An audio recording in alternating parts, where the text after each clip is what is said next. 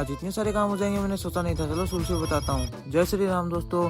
सुबह सुबह मैं बाइक लेके आ जाता हूँ सीधा घूम चक्कर अपने भैया की दुकान पर। आकर देखता हूँ तो सामान तो गाड़ी के अंदर ही था आज। तो सामान को अपने हवाले करने के बाद सीधा मैं निकल जाता हूँ वहाँ से घर के लिए। और ये है नवलगढ़ का सबसे बड़ा परिवार। जैसे ही घर पहुँचता हूँ तो देखता हूँ यहाँ पर तो खाद लेने वाले भैया आए थे। उसके बाद सामान को अपनी जगह रख देता हूँ और बाहर आकर देखता हूँ तो ये तो पता नहीं चारपाई के साथ क्या ही कर रही थी। और धूप बड़ी हो चुकी थी तो मैं काटने लग जाता हूँ धूप। उसके बाद में मैं आ जाता हूँ अपने दोस्तों के पास और यहाँ पर तो भाई इन्होंने पूरा रोड ही जाम कर रखा है। और ये है हमारे नवलगढ़ की गैस एजेंसी। और रसोई को तो आप में से बहुत से लोग जानते होंगे। और पोदार गेट की फेमस जलेबी किसने किसने खाई है। और जैसे मैं गली से अंदर आता हूँ तो देखता हूँ आज तो ये अपने दादाजी की दुकान पर ही बैठा था। और ये है इसके दादाजी की दुकान, जो कि उस जलेबी वाली दुकान के जस्ट बाजू वाली गली में है। उसके बाद में हम लोग मंडी से होते हुए आ जाते हैं यहाँ चाय पत्ती की दुकान पर चाय पत्ती लेने के लिए। यहाँ से हम ले लेते हैं हसमुख भाई को। और हसमुख भाई को लेने के बाद जैसे ही बचे हुए पैसों को देखता हूँ तो भाई ये सिक्कों के साथ क्या ही सीन कर रखा था।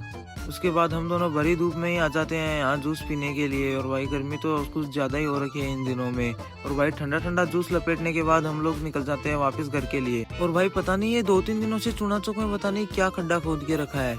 शॉर्टकट लेने के बाद हम लोग आ जाते हैं यहाँ आइसक्रीम लेने के लिए। और ये हमारे दोस्त का घर। उसके बाद हम लोग बैठ जाते हैं यहाँ दोनों मूवी देखने के लिए। और पता नहीं कब शाम हो जाती है। शाम को हम लोग दोनों आ जाते हैं यहाँ फास्ट फूड की दुकान पर। यहाँ पर चाउमीन लपेटने के बाद अपने दोस्त को छोड़ने के बाद मेरी मम्मी का कॉल आता है तो मैं आ जाता हूँ फुल स्पीड में अपने घर पे। घर आके हाथ मुंह धोता हूँ, इतनी देर में भाई साहब का कॉल आ जाता है। मुझे 2 काम मिलते हैं और सबसे पहले लग जाता हूँ मैं गाड़ी का कवर हटाने के लिए। कवर को डिक्की में डालने के बाद मैं करने लग जाता हूँ यहाँ गाड़ी को थोड़ी देर के लिए स्टार्ट।